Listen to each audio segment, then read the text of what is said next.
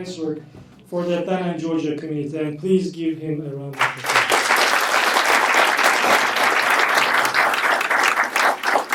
Thank you, Gustav. Welcome, everybody. Thank you.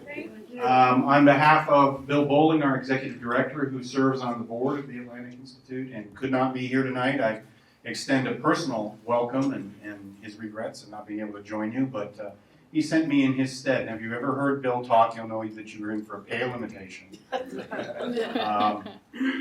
I don't know how many of you have been to a food bank before. I see a few hands. That's good.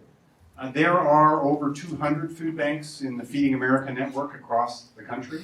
This is just one. We are one of the larger ones, probably in the top 20, and certainly one of the fastest growing ones. We're very proud of what we do here. This place has been in existence for 36 years this year. Bill Bowling, our executive director, founded it in the basement of St. Luke's Episcopal Church in Midtown in 1979. Bill came to this work out of running the homeless ministry and specifically the congregate feeding program for the homeless at the St. Luke's Church. And Bill's a very entrepreneurial guy. He got pretty good at finding food, I think, basically, is what happened. And other people started calling him and saying, "Hey, Bill, where are you getting all that great food from?" And he said, well, I need to get you some too. And one thing led to another, and here we are 36 years later. Just by way of a little bit of background, so you can understand what we do, we have many programs here at the food bank. The core of what we do is the distribution of food. We will distribute probably 62 million pounds of food out of this facility this year. That's roughly 50 million meals. We serve about 750,000 hungry people in our service territory, which covers essentially kind of the northwestern corner of the state of Georgia. We have about 1/6 of the state geographically. We have about 2/3 of the entire population, and we have half of the hungry people in the state of Georgia in our service territory. We, as I said, about 750,000 people. It's 1 in 4 Georgia families will experience hunger at some point this year. 1 in 5, excuse me, 1 in 4 Georgia children, which we think is a shame. It's a shame that in a community as prosperous and progressive and well established as Atlanta and modern Georgia, that should be the case. But regrettably, that's what it is. We work with lots of different organizations to do that, and we do not primarily feed anybody directly. We do a little bit of direct feeding, but mostly we provide food to other folks. We serve over 600 agencies through those 29 counties. Those are a variety of different organizations. That might be a pantry in your local church. It might be a large residential feeding program of some kind. There's a variety of different programs across all 29 counties. So they get their food from us. We get our food from a combination of private sources. About 70% of our food is privately donated or privately funded.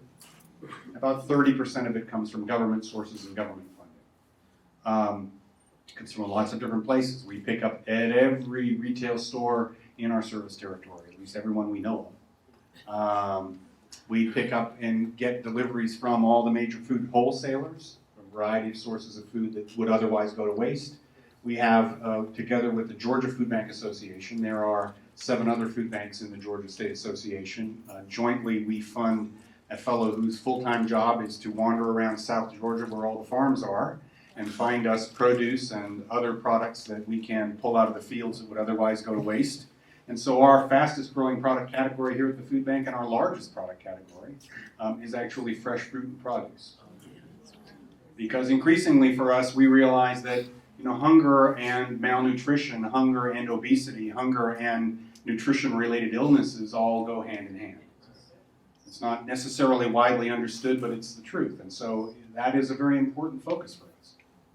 Far beyond the food, there's a lot else that we do. And so when I heard about the conference, I was really kind of delighted to be able to host you guys, because we really do view this as the provision of food providing the table around which the community can convene to work on issues that need to be worked on in the community. And so we have an active staff that does community education. We have an active staff that does advocacy. We have a staff that goes out into communities and convenes local representatives. They might be our agencies, they might not be our agencies. They might just be other groups or organizations in the community that want to come together and talk about what they can do to improve their community.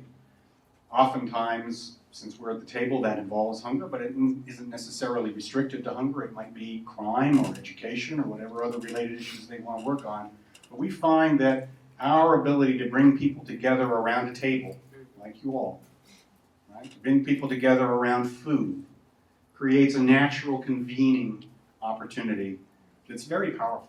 And so we take very seriously our role as conveners in that sense, our role in being people who are trying to foster improved community responses and the ability of the community to work together. So, did I just turn that off?